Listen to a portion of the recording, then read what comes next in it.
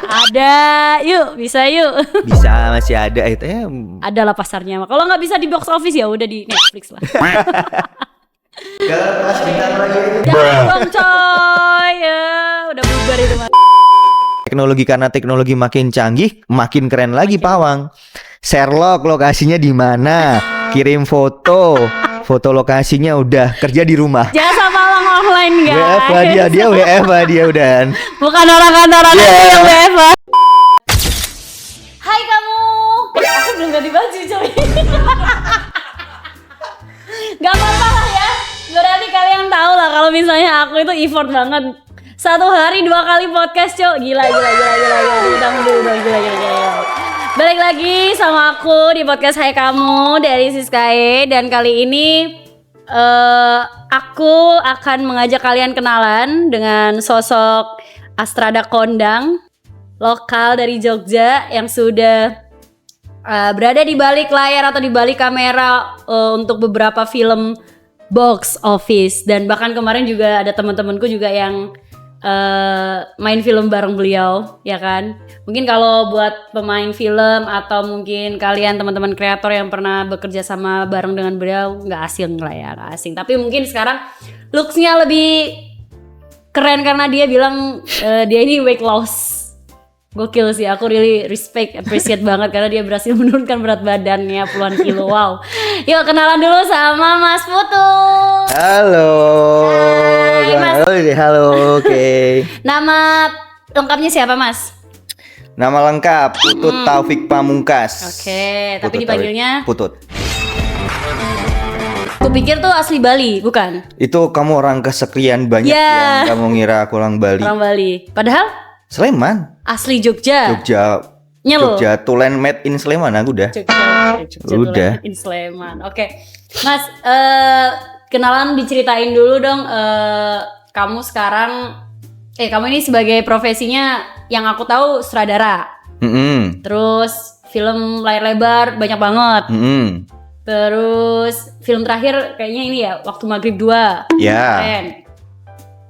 Monggo diceritakan background latar belakang. Oke, background latar belakang sama ya kayak background dan latar belakang. Iya lagi aku juga nervous nih.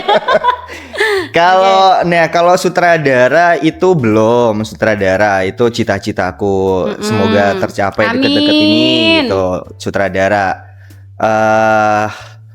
Sekarang itu masih jadi asisten sutradara. Nah aku pengen meluruskan nih, kadang orang-orang juga mindsetnya soal asisten sutradara itu adalah asisten, bener-bener asistennya sutradara. Jadi tugasnya kayak mungkin bayangannya di kayak ngurusin tugas-tugasnya sutradara, entah buatin minum atau apa gitu, tapi bukan. Aku sekarang masih jadi asisten sutradara yang dimana cukup berat tugas-tugasnya.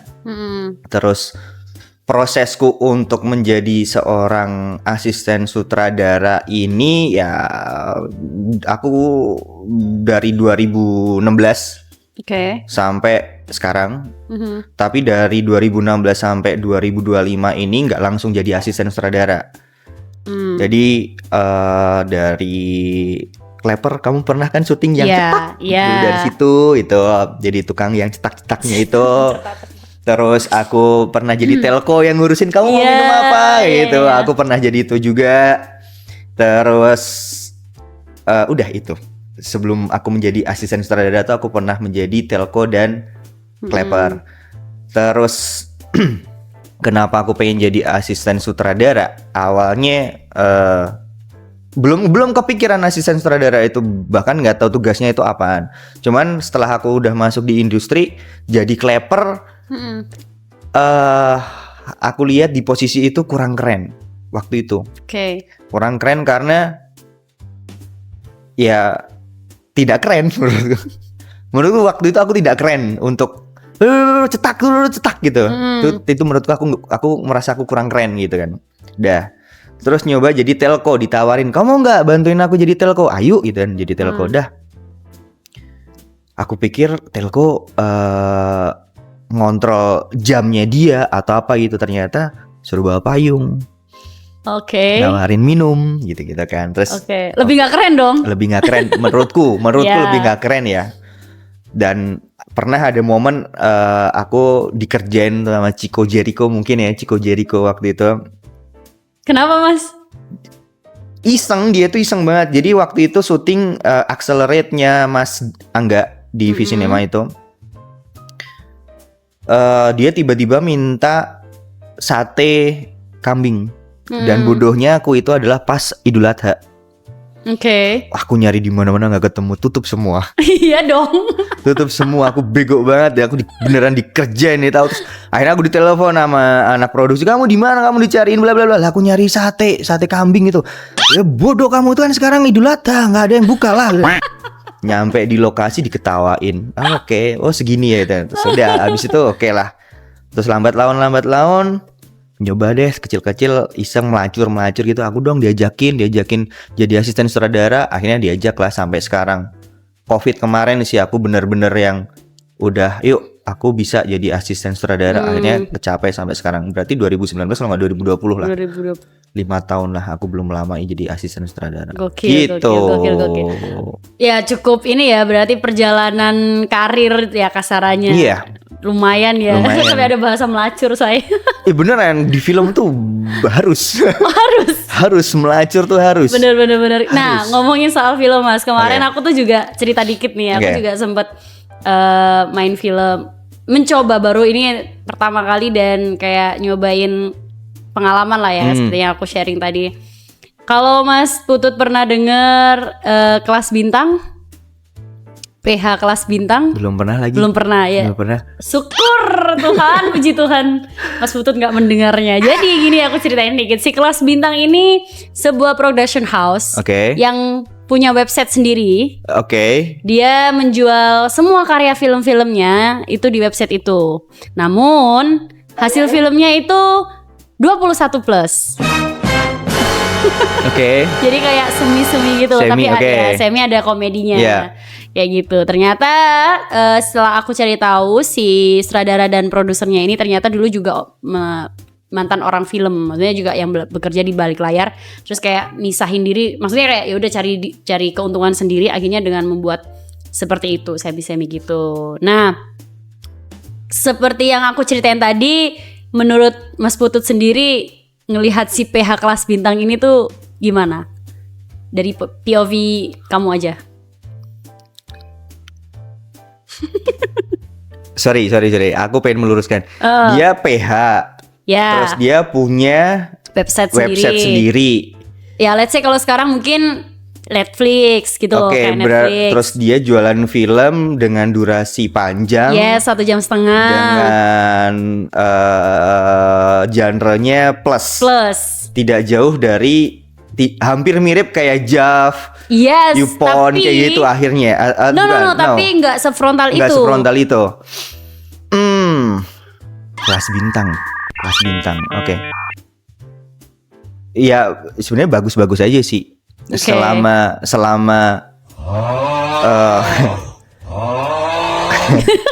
dia loading. Agak susah ya. Kalau berbayar nggak sih itu? Yes. Oh iya, kalau berbayar betul. Aman. Nah, harusnya aman. Cuma kemarin karena aku sendiri terkena kasusnya karena aku main di film itu gitu loh. Dan ternyata film itu tidak memiliki hak layar atau lembaga sensor film. Ya pasti akan disensor semua. Itu dia makanya. Oh berarti ya. Jadi bahaya banget. Iya, jadi actingku pertama kali di situ, baca skrip pertama kali di situ. Tapi akhirnya dari situ ada tawaran yang menarik untuk syuting belasan hari itu tadi dengan produser dan sutradara yang menurut aku capable dan terjamin gitu kan. Akhirnya syuting dan ya aku ngambil kelas acting gitu sih. Nah aku mau nanya lagi soal Kelas Bintang tadi itu. Kalau di film itu kan mungkin kalau di PH-PH yang lain itu kan ketika kita udah menerima tawaran kerja itu harus ada kontrak dan lain-lain. Di situ ada nggak? Nah satu-satunya pemain film yang dapat kontraknya itu cuma aku. Dan ketika kemarin dipermasalahkan adalah itu buktiku tidak cukup kuat. Karena aku sudah menerima bayarannya. Lah?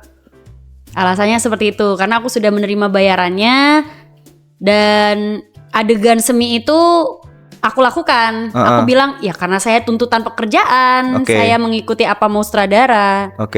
Itulah long story short. Terus akhirnya aku jadi yang nanyain kamu ya sekarang ya.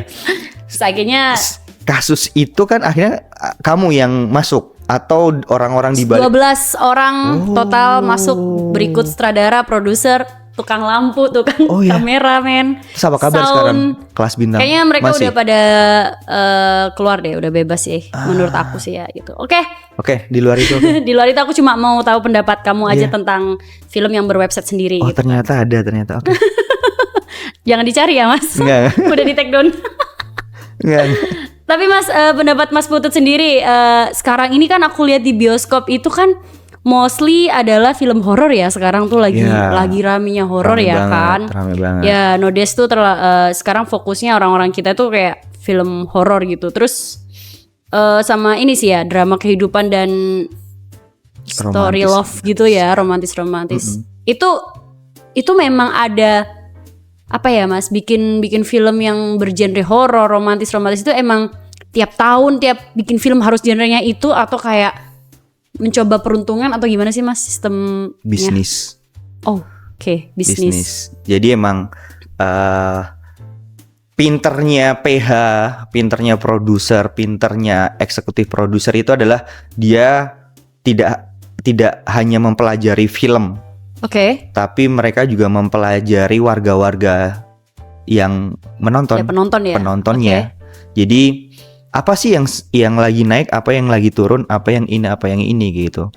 Nah, nggak mungkin dong mereka mengeluarkan uang ber-MM-an itu dengan idealisnya mereka. Pasti nggak akan mungkin. Ya pasti dia akan mencari bisnis dan keuntungan pasti. Jadi kalau ngomongin kenapa sekarang horor, kenapa sekarang drama, ya emang target pasarnya sekarang emang di situ. Jadi tidak ada spesifikasi tuh tahun ini harus ini enggak ada. Jadi emang apa sih yang lagi ngangkat, apa sih yang lagi rame, apa sih yang ini. Jadi emang latah sih sebenarnya. Lebih ke latah.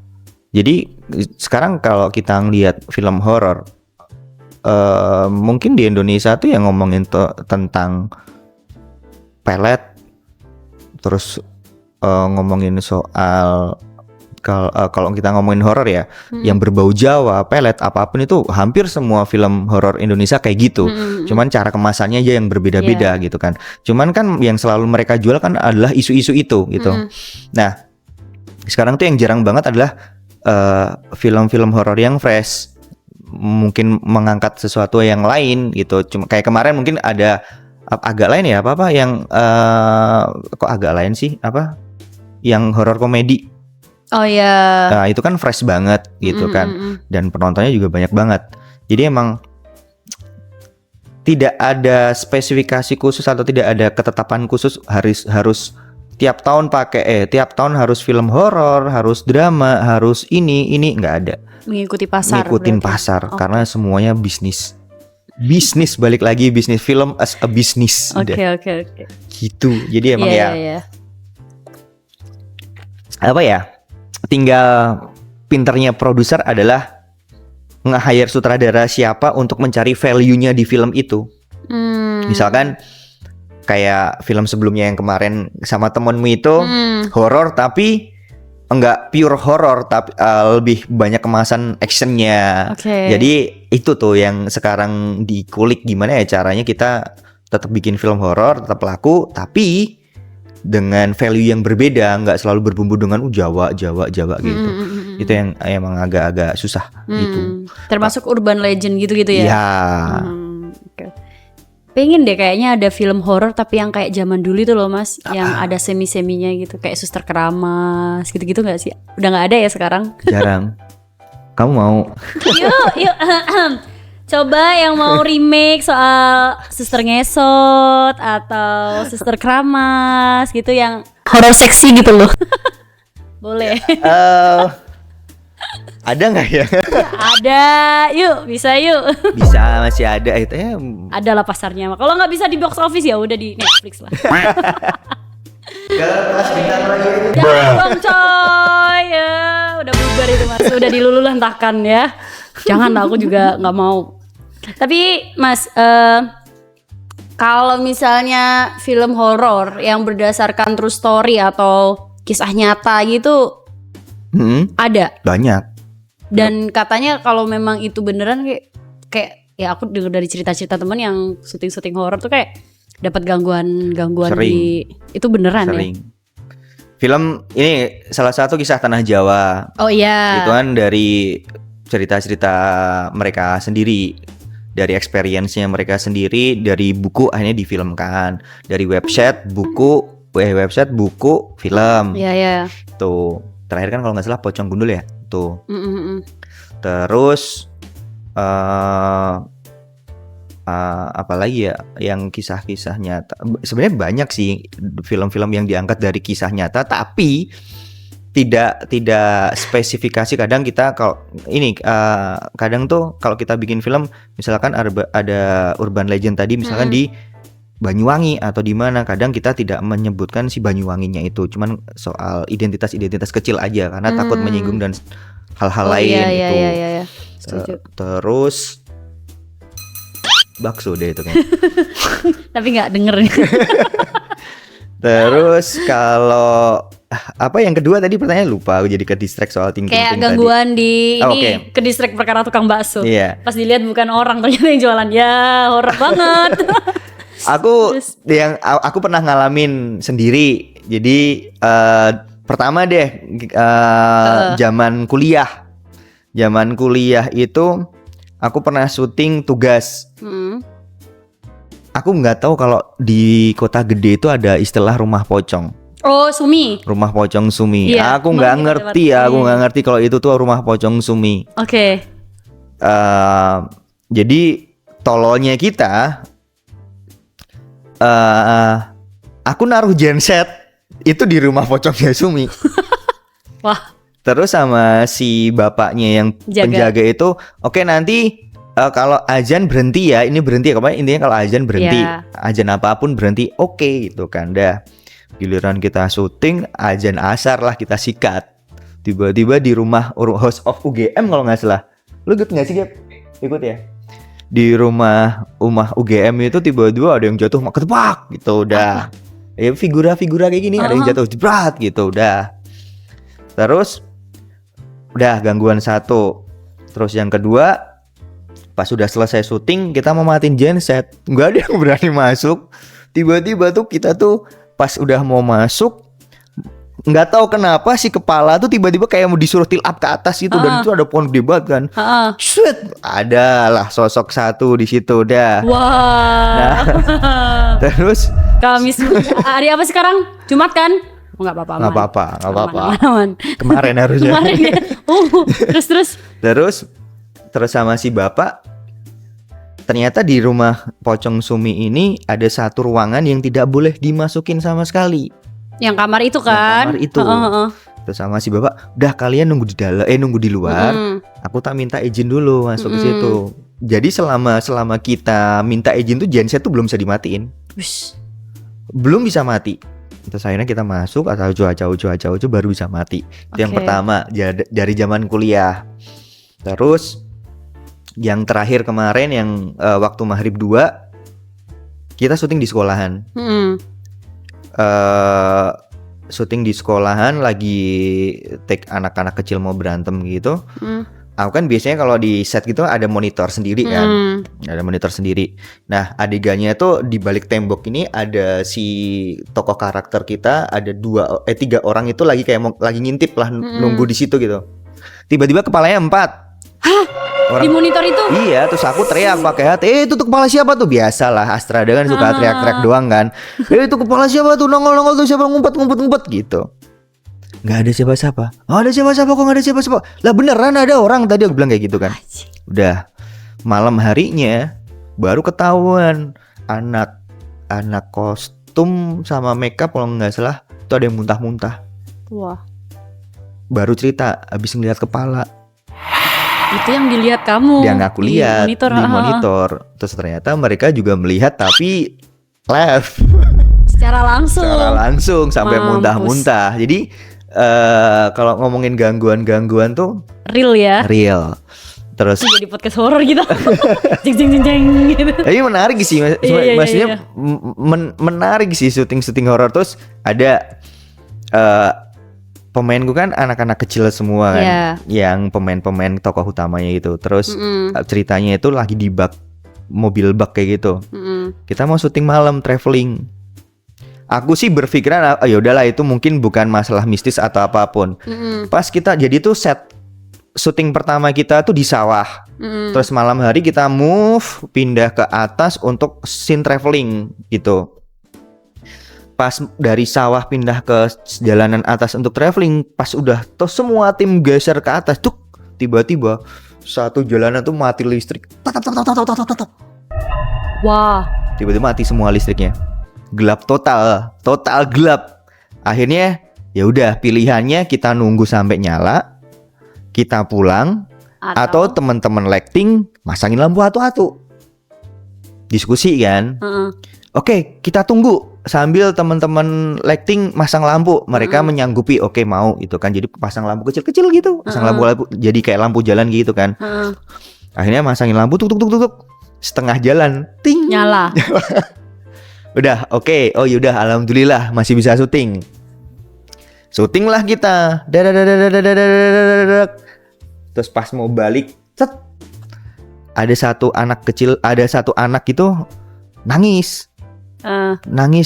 Terus dia ngomong sama telkonya.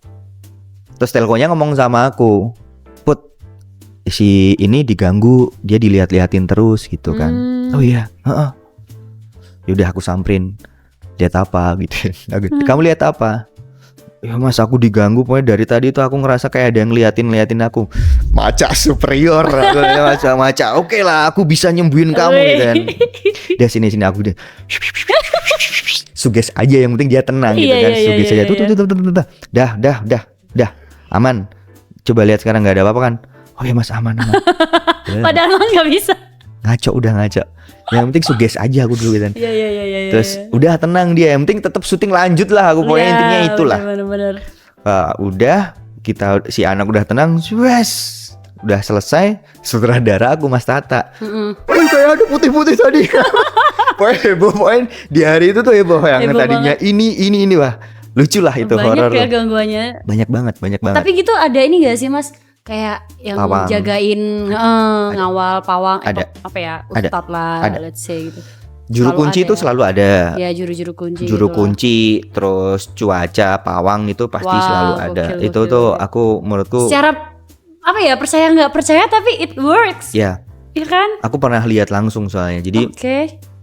Waktu itu di Jakarta aku syuting di pemakaman banyak, pemakaman Jakarta kan gede dan rapi kan.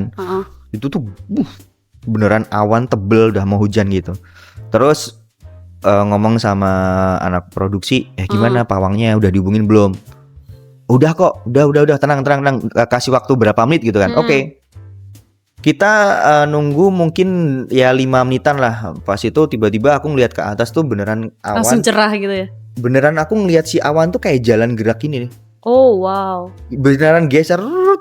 Wow, keren ya aku itu. Wow, speechless aku. Itu keren. Dan sekarang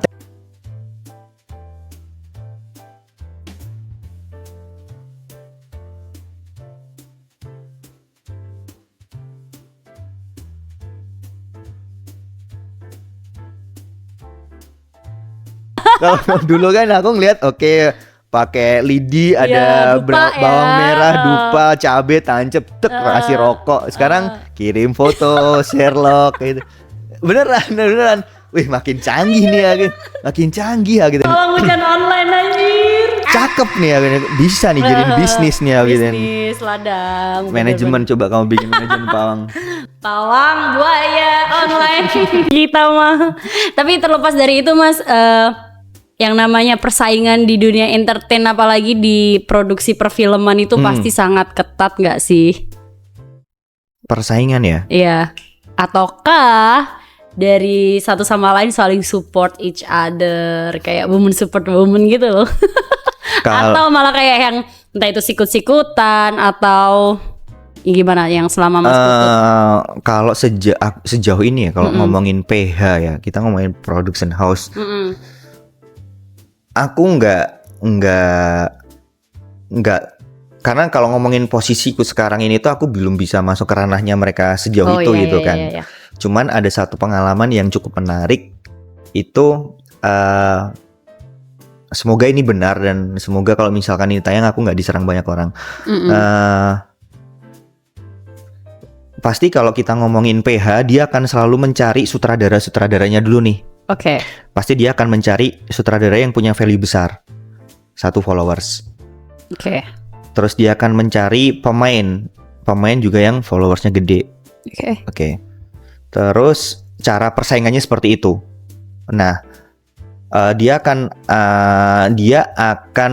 bersaing. Menurutku persaingannya itu cukup sehat dengan cara itu tadi.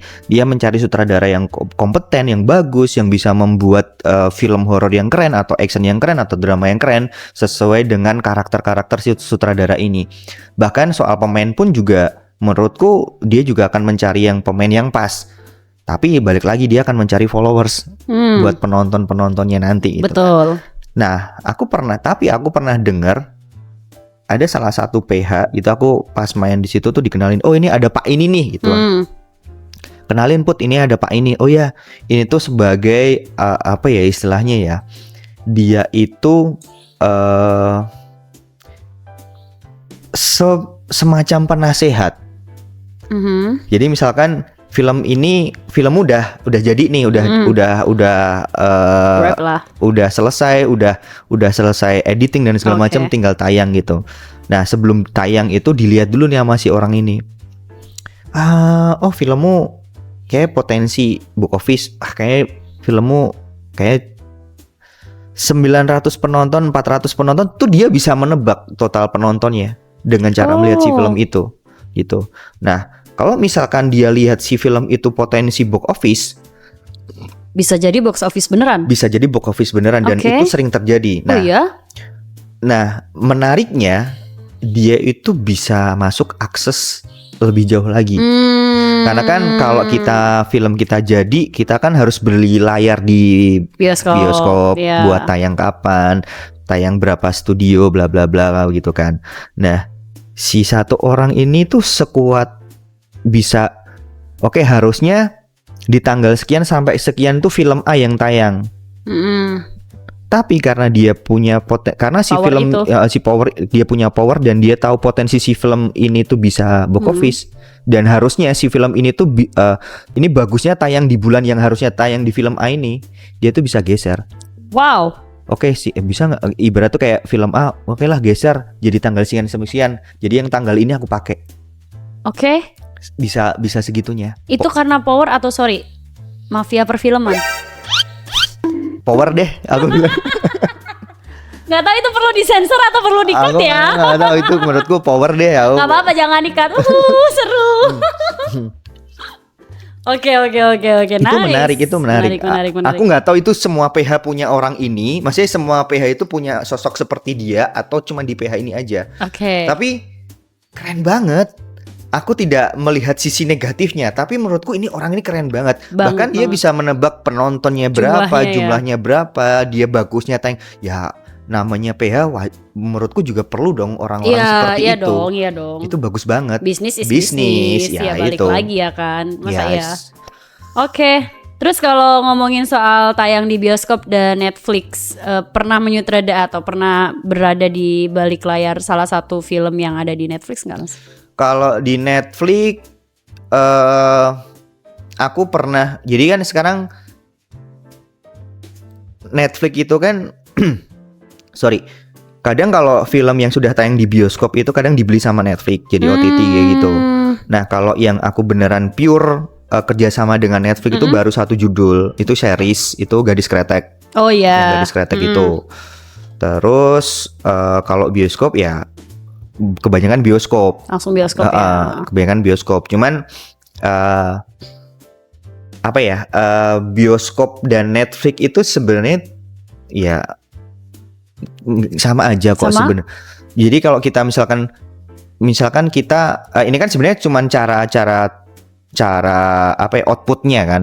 Jadi yang satu kita akan bisa lihat di layar gede bioskop. Yang satu outputnya ya medianya paling besar adalah televisi, iPad, MacBook kayak gitu-gitu kan, laptop. Tapi secara prosedur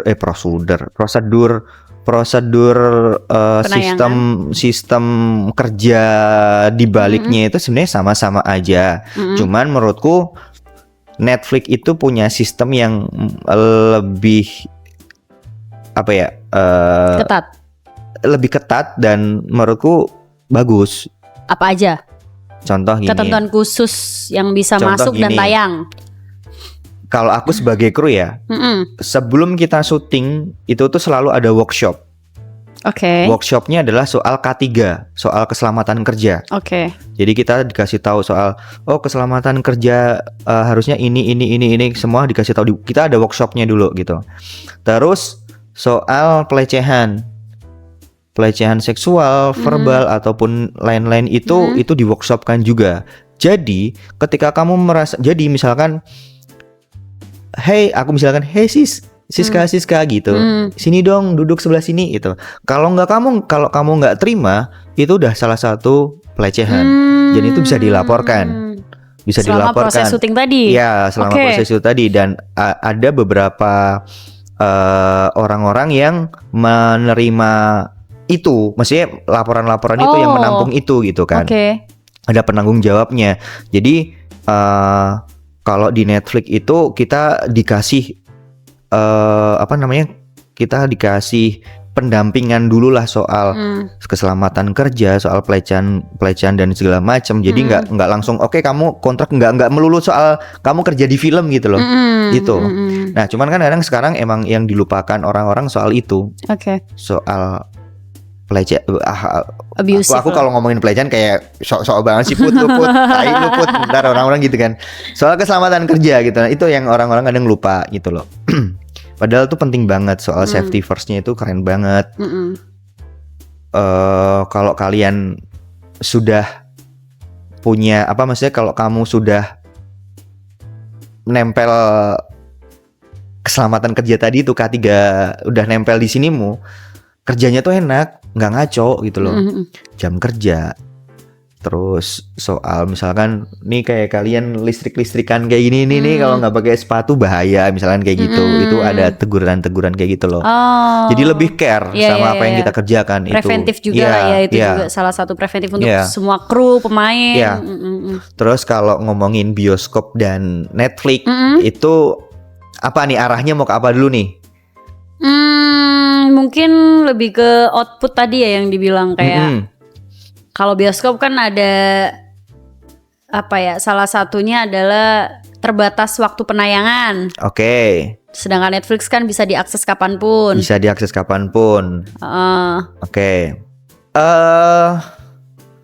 Kalau tapi pada akhirnya ketika udah di bioskop ya akan tayang di Netflix bisa jadi juga. Di Netflix juga banyak banget sekarang film-film Indonesia tuh yang sudah tayang di bioskop akhirnya dibeli sama Netflix. Hampir semua enggak? Hampir semua. Iya semua ya. Hampir semua. Tapi menurutku juga ya nggak apa-apa. Ya, dapat duit ya. Dapat duit lagi kok gitu kan. Misalkan kamu dari penjualan tiket kemarin ada berapa ribu atau berapa ratus penonton, kamu udah dapat untung nih si produser, terus tiba-tiba dibeli lagi, dapat untung lagi, ya udah nggak apa-apa lah. Yang penting cuan ya kan. Mas, pemeran utama favorit yang enak dan gampang diarahin dan ngikutin gitu, nurut lah. Pokoknya yang enak lah untuk diarahin. Siapa? Bukan Dian Sastro. Iya pastilah. Satu Dian Sastro, yang kedua Derby Romero. Itu dua orang Dian itu. Sastro karena di Gadis Kretek itu. Dian Sastro di Gadis Kretek, Derby Romero itu di ada satu film yang akan tayang mungkin tahun depan. Genre-nya action. Jadi si pemerannya itu pemerannya dia itu film keren banget. Nanti sih itu.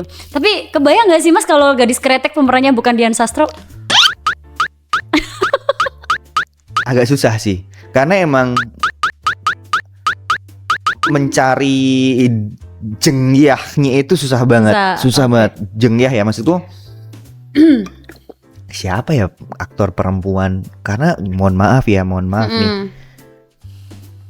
Sekarang kebanyakan juga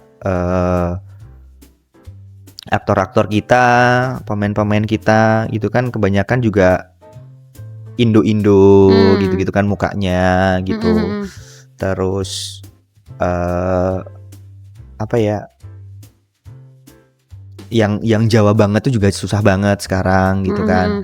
Makanya kayak kemarin pemilihan Dian Sastro itu menurutku juga tepat banget karena dia sebelumnya juga main di Kartini itu oke banget gitu kan. Dian Sastro sih tepat sih dan kemarin di Gadis Kretek itu asli sih. Itu keren banget dan pilihan cast listnya itu oke semua. Keren banget. Coba dong Gadis Kretek 2 coba tolong nanti banget ya. Iya tolong dong. Ini Mas Putut loh. Diajak lagi lah. Soalnya aku pernah dengar dari Bang Echa bahwasanya si Dian Sastro ini pas lagi pendalaman karakter Jungya yang biasanya dia olahraganya dia kayak apa? Bukan pedal apa satunya? Apa guys? Olahraga tenis kan dulu lagi hype-nya tenis sebelum pedal kan. Nah ketika si Dian Sastro setelah membaca skrip dan apa sih kayak ya itulah reading ya, proses reading, akhirnya dia merubah olahraganya dari yang aktif sampai yang dari yang aktif merubah olahraga ke yang kayak yoga, pilates dan dia biasanya yang megang handphone bener-bener dilepas coy. Ya kan Bang Eca dulu juga bilang kayak gitu dan dia tuh, kamu tahu rokok, boleh gak sih sebut merek rokok? Boleh. Gak apa-apa. Kamu tahu rokok Sehat Tentrem? Sehat Tentrem? Tahu? Enggak, karena aku gak ngerokok. Jadi ada rokok namanya rokok Sehat Tentrem tuh yang hampir ya apa ya orang bilang itu jadul rokok herbal. Rokok herbal dan harganya bervariasi. Ada yang belasan, 20-an sampai ada yang jutaan si rokok itu gitu kan. Terus di satu momen karena si Jengyah ini kan emang dituntut untuk ngerokok juga kan di situ. Ngerokok dan tahu sendiri rokoknya Tingwei kayak gitu kan. Terus akhirnya dia tuh ngerokok kretek. Akhirnya dia mulai mencoba untuk ngerokok kretek kayak gitulah, untuk ya sebenarnya lebih ke cara pendekatannya dia kali ya. Serunya adalah kita kan tahu rokok Sehat Tentrem itu mahal. Mahal banget. Satu tim dibagi itu satu kotak pak-pakan kayak gitu. Sehat Tentrem tadi. Gokil. Terus rokoknya dia yang dia coba adalah rokok yang mereknya Shiva. Yang harga satu bungkus tuh ratusan ribu. Dan itu enak banget. Tapi di luar itu Dian Sastro itu apa ya? Dia tuh cukup soal pendekatan tadi yoga dan segala macam. Ada satu dia tuh selalu gini. Ketika kita masuk ke set baru, misalkan hari ini aku syuting di set ini, terus besok aku di gor depan situ kan. Nah setiap kita pindah set dan ada Dian Sastro di situ, dia tuh selalu melakukan ritualnya dia. Menurut ritualnya dia adalah membersihkan energi. Tapi hanya Dian Sastro aja yang melakukan itu. Dia care banget, sedangkan kita bodo amat gitu loh, bodo amat. Yaudah pindah deh, yang penting kita tetap syuting gitu kan. Nah dia itu yang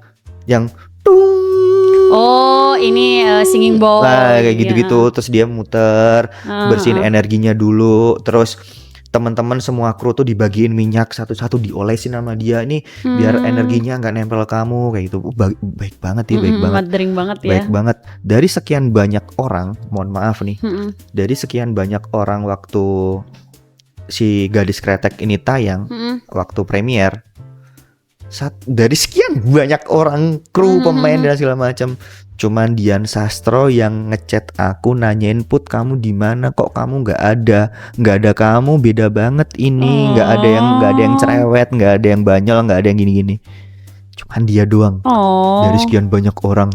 Dan aku shock, seorang Dian Sastro. Dia baik banget, sumpah dia baik banget. Dia baik banget. Panutan buat ini baik ya, aktor banget. perempuan. Dan dia cukup membantu aku banyak hal gitu. Gokil. Keren. Inspire banget.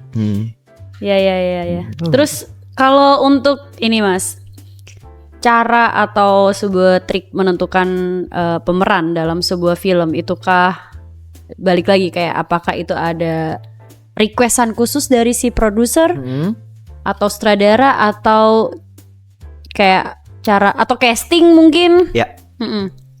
Gimana tuh? Pada dasarnya kan casting, harusnya ada casting dulu. Cuman kadang tuh si penulis itu juga sudah arahnya kebayang ya. Misalnya ada karakter A, B, C, D misalkan. A, B, C itu dia udah ngebayang anjing nih karakternya si tokoh ini nih. Dia udah akhirnya bisa membuat 3 dimensi karakter itu udah sesuai dengan si orang ini gitu. Kadang udah kayak gitu. Nah, terus tapi pada umumnya lebih ke casting sih udah harus gitu. Terus kalau ngomongin soal pesanan atau apa itu juga ada. Titipan ya, titipan bahasanya. Aku pokoknya pemainnya yang ini pengen ini ya, itu juga ada. Ini tetap ini ya, diusahain dong ini gitu. Nah, tapi justru kayak gitu-gitu tuh nyebelin. Nyebelinnya adalah ya udah aku harus ngatur jadwalnya dia. Oke. Dia misalkan ya udah produser pengennya si A, udah pokoknya gimana pun udah pengennya si A, nggak mau tahu gimana caranya, jadwalnya dia seperti apa, amanin. Oke. Yang repot saya. Harus ngatur jadwal syuting kan, nyesuaiin jadwal si satu orang ini tuh kadang nyebelin banget gitu loh. Musuh Astrada terbesar itu adalah membuat jadwal schedule syuting gitu kan. Schedule syuting yang paling susah adalah ketika jadwal pemain itu red flagnya banyak banget. Misalkan dalam 1 bulan pemain ini nggak bisa ini. Hal itu semua syuting apa aku gitu kan? Nggak ngerti aku, dan itu tuh yang susah kayak gitu tuh. Nggak jadi syuting. Gitu. Tapi pada prakteknya sekarang yang aku lihat followers itu sangat menentukan. Oh ya? Followers sangat menentukan. Aku lihat beberapa kali di lembar-lembar casting kayak gitu. Selain foto itu juga ada followers Instagramnya. Oh, ada CV ya? Ya. Nah, jadi kayak profilnya mereka. Itu ada nominalnya berapa ribu.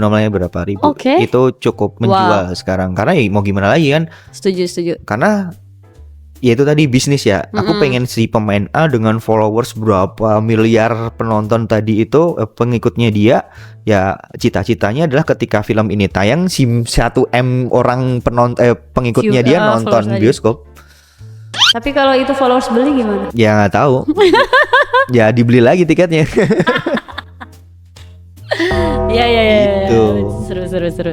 Terus karena aku dari dulu zaman kecil suka nonton Kolosal, kayak yang dulu di TV gitu kan, yang naik elang, naik naga gitu kan. Oke. Ada nggak sih change untuk film-film Kolosal zaman dulu di Indo itu balik lagi ke layar lebar, Mas? Kira-kira menurut kamu dari POV kamu? Ini penonton Indonesia tuh sekarang makin pintar dan sangat pintar. Kamu pernah lihat kritikus Cinecrip lah atau apa itu? Iya. Kan mereka pintar-pintar banget kan. Mereka pintar-pintar banget melihat si film itu gitu kan. Bahkan dijadikan sebuah bisnis juga sama mereka gitu kan. Nah, kalau tadi kamu ngomong mungkin nggak? Ya pasti mungkin. Tapi ya itu tadi balik lagi, penonton kita itu udah siap belum untuk disuguhin kayak gitu. Kalau mau ya kayak contoh kasus Pendekar Tongkat Emas. Itu tuh tahun berapa, itu adalah salah satu film yang biaya produksinya mahal banget. Penontonnya berapa? Sedikit. Iya. Rugi. Pasti. Nah, dan seorang eksekutif produser menurutku juga untuk menerima resiko itu juga kayak agak berat ya. Jadi ya mungkin ya, atau mungkin si PH ini sudah punya tabungan banyak banget, terus dia punya idealis untuk membuat itu, mungkin bisa. Tapi kalau kita ngomongin Kolosal terus ngomongin sejarah, kayaknya itu akan masuk ke genre yang seperti film action kayak perang, mungkin tentara-tentaraan yang yang mungkin udah tayang atau belum nih, ada film Belief atau besok tuh bentar lagi ada film Timur yang tentara-tentara gitu. Jadi kita ngangkat ya hampir mirip kayak kisahnya filmnya filmnya Jokowi dulu. Oh, oke. Jadi kita ngomongin sejarah orang di situ diangkat.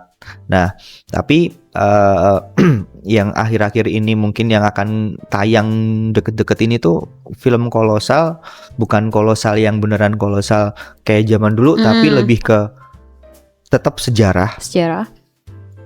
Mengangkat kisah public figure dengan rasio yang sangat besar nih si film ini, tapi tidak sekuno kayak kolosal zaman dulu, tapi lebih nge-brandingnya kayak film action, perang-perangan, tentara-tentaraan kayak gitu-gitu sih sekarang. Cuman kalau dibilang kayak mau kayak semacam Angling Dharma atau mungkin aku sendiri sebagai pembuat film, orang yang ada di balik layar, mungkin aku sendiri kayak belum siap untuk menonton itu.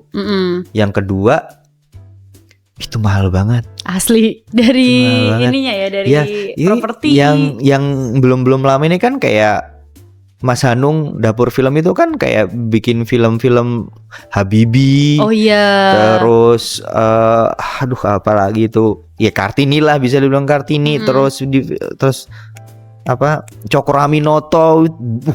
Kamu pernah main ke Gamplong? Iya, studio Gamplong. Gede banget kan itu, terus kamu masukin ekstra 1.000 orang kayak di situ. Gimana tuh? Itu berat banget, itu mahal banget itu. Ya, susah sih menurutku, susah. Satu, susah di prakteknya kita mengerjakan, yang kedua juga cara menjualnya mungkin juga susah. Pasar ya balik lagi. Pasarnya sih. Tapi dulu tuh PH Bumi Langit yang bikin Sri AC, Virgin, Gundala apa yang hero-hero itu, hero-hero itu kan pernah mau bikin Si Buta dari Gua Hantu. Wah, itu menarik banget. Si Buta dari Gua Hantu tuh menurutku menarik banget. Atau Godam apa Gundam tuh. Bayangin tuh lu bikin film superhero, Superman-nya Indonesia. Gimana caranya terbang-terbang? Itu mahal banget. Oke, sudah kebayang. Tapi menarik sih. Iya. Harusnya bisa ya Indonesia. Bisa lah, keren. Lah, kan sekarang perfilman Indo kan maju keren banget. Ya kan, semua pihak-pihak kan visual efeknya juga makin bagus sekarang, keren-keren. Gak kalah bersaing di internasional. Jangan salah, ternyata teman-temanku anak-anak visual effect CGI kayak gitu, dia tuh ternyata juga terlibat di film-film luar negeri. Oh wow. Dan CGI juga keren, maksudnya sekeren-keren itu loh sekarang. Indonesia belum ada film zombie nih. Siapa bilang? Oh, film ya? Iya. Kalau film mungkin bentar lagi akan ada. Ada zombie bikin. Tapi kalau series ada. Oh iya. Udah nonton? Belum. Zona Merah. Belum. Itu bagus. Zombie. Itu di video. Aku iklan mulu nih barunya. Semua orang masuk. Yuk bisa yuk. Tapi berarti ya balik lagi ya, krusialnya untuk pembuatan film seorang pembuat film, entah itu produser, eksekutif produser atau sutradara. Kalau sutradara kan by request gitu kan, maksudnya ditunjuk aja kan. Kalau produser sendiri ini money oriented atau lebih ke kepuasan batin idealis tadi? Pilihan yang pertama. Pasti karena bisnis ya kan, harus cuan lah, nggak mungkin udah spend money a lot tapi nggak dapet apa-apa. Ya, benar-benar. Dan kadang pun juga sutradara yang dia harapkan itu kadang kalau misalkan udah masuk ke kreatif juga suka berantem mereka. Karena kan gini, pada akhirnya nanti yang orang-orang lihat adalah yang dijual tuh nama sutradaranya. Film Tuh kan. Setuju. Terus tiba-tiba produsernya aku gak mau tuh, pokoknya pemainnya aku pengen si kostumnya pink. Pas adegan berantem darah-darahan tiba-tiba si pemain pengen si produser pengen baju pink. Terusnya sutradaranya enggak pak, ini padahal lagi seru-serunya, Iya, jangan iya, pink iya. lah, hitam. Ya kadang berantem di situ gitu loh. Iya itu Nggak ya bisa pada dihindari akhirnya ya. ya udah ngalah lagi, ya udah yang punya duit mau diapain lagi sih? Lu punya duit, lu punya kuasa. Gitu, Iya, bener. gitu-gitu. Ya seru sih, kadang juga jadi menurutku jadi Dinamika sutradara sendiri itu ya. juga ya gampang-gampang susah ketika menghadapi si produser-produser itu, ketika apa ya, kacamatanya mereka adalah bisnis, tapi kadang kan sutradara juga ngomongin soal kreatif yang idealisnya, yang bagus untuk film ini tuh seperti apa. Itu kadang ya harus banyak yang dipatahin, harus dikalahin tuh banyak banget. Kasian sebenarnya, sedih sih. Gitu. Oke. Ada sutradara favorit kamu nggak? Sutradara favorit Indonesia atau di jauh sana? Whatever. Oke. Sejauh ini sutradara favoritku karena aku sering beberapa kali kerja bareng sama dia. Di luar karya ya, personalnya dia, bahkan ngomongin karya, Siddhartha Tata. Dia orang Tamsis. Dia orang Tamsis. Dia kalau menurutku orang yang lucky bastard. Terus pinter, cerdas. Baik banget. Jadi tuh aku menceritakan sedikit sejarahku sama dia. Dulu tuh COVID, kita sama-sama nggak punya pekerjaan waktu itu ya. Terus tiba-tiba dia ada tawaran pekerjaan. Sebelum itu tuh aku karena nggak ada pekerjaan itu, terus teman-teman kan pada entah bikin kaos, entah bikin topi, entah bikin apa gitu. Ada salah satu temanku juga anak film gitu bikin topi. Terus aku beli. Terus diajak ketemuan COD-an di rumahnya Mas Tata, Siddhartha Tata ini. Ketemuan di situ, terus akhirnya dikenalin sama Siddhartha Tata. Setelah perkenalan itu, singkat cerita, Put, aku mau ngerjain project nih, ada series gitu waktu itu, series. Terus mau nggak kerja bareng gitu? Oh ayo mas gitu kan. Terus aku nanya, mas kamu beneran yakin sama aku? Ini aku baru pertama kali loh jadi Astrada 1. Aku bilang kayak gitu. Nggak apa-apa, aku juga lagi belajar lah. Aku lagi belajar. Jadi beruntungnya aku adalah pertama kali aku menjadi Astrada 1, pertama kali belajar menjadi Astrada 1 itu ketemu dengan sutradara yang juga lagi meniti karir juga. Jadi apapun salahku itu tidak dianggap salah. Karena itu adalah proses belajar. Menariknya di situ sampai akhirnya dia berkembang dengan karya-karyanya dia yang bagus-bagus. Orang-orang yang ikut dia ikut kena arusnya juga. Jadi tak Astradamu siapa tak dulu tak? Itu Putut. Atau pas aku lagi nongkrong, kenalin ini Putut nih, Astradaku ini nih. Jadi aku kena dampak juga. Itu luar biasa ya. Luar biasa efeknya. Siddhartha Tata. Mungkin kamu bisa lah ngajak Mas Tata ke podcast ini. Orang Tamsis. Iya. Yang terakhir yang bikin Waktu Maghrib 2 itu Waktu kan. Maghrib 2. Filmnya dia keren-keren. Gokil keren. Lagi persiapan dia nih. Iya. Dia lah the best lah. Nice. Dari podcast ini juga akhirnya aku bisa melebarkan relasi, ya kan? Ya mungkin buat orang-orang yang di balik layar, terutama yang sedang mencari karakter-karakter di film-film, ajakin Mbak Siska. Aduh, terima kasih. Mending kita bikin sendiri aja ya, Mas. Ayo. Apa? Aku sih pengen bikin film Aku tuh pengen jadi director, pengen jadi sutradara. Terus beberapa rekan itu bilang, Put, mending kamu bikin film pendek dulu gitu. Iya, kita bikin film pendek aja dulu. Bentar kita cari investor dulu, Mas. Kamu tuh udah ada loh banyak investor. Iya, sabar. Aku nyari apa ya, brand apa ya? Udah ada. Gitu. Mas, terakhir dong pesen untuk para sineas muda Indonesia yang baru mencoba skill, peluang di balik layar. Senyum dia. Oke, buat teman-temanku sineas muda, soal kapasitas kualitas kerja kita itu cuman masalah umur. Pertama, karena aku lahir dulu, jadi kalian menganggap aku senior. Kalau mungkin buat teman-teman sekarang itu sekarang sudah sangat difasilitasi banyak hal soal teknologi yang semakin canggih. Media-media soal ilmu itu juga udah bisa diakses di mana-mana. Jadi menurutku tidak ada pesan buat kalian untuk belajar itu nggak ada pesan buat kalian. Menurutku kalian udah pintar. Pesanku tuh cuma satu, jangan narkoba udah. Jangan narkoba lah, bahaya itu. Mati karir kalian nanti. Jauhin narkoba. Jauhin narkoba udah. Free sex yes. Oke. Udah closing bapak ini. Masih ya. Closingnya tai banget anjing. Narkoba no free sex yes. Enggak.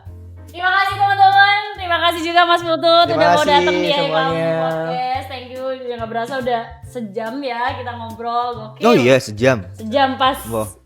Gokil. Timingnya pas banget nih emang. Oh, manajemennya kalian keren. Jadi Astrada aja apa kalian nih udah. Gokil. Nanti kita bikin sesuatu karya. Amin. Thank you so much ya. Sekali lagi Mas Putu terima kasih. Terima kasih teman-teman yang udah nonton. Dan jangan lupa buat kalian yang belum join membership channel YouTube aku, segera join. Terima kasih. Karena bakal banyak video-video yang unpublished. Thank you so much for watching guys. And see you in another video. Bye-bye. Dadah.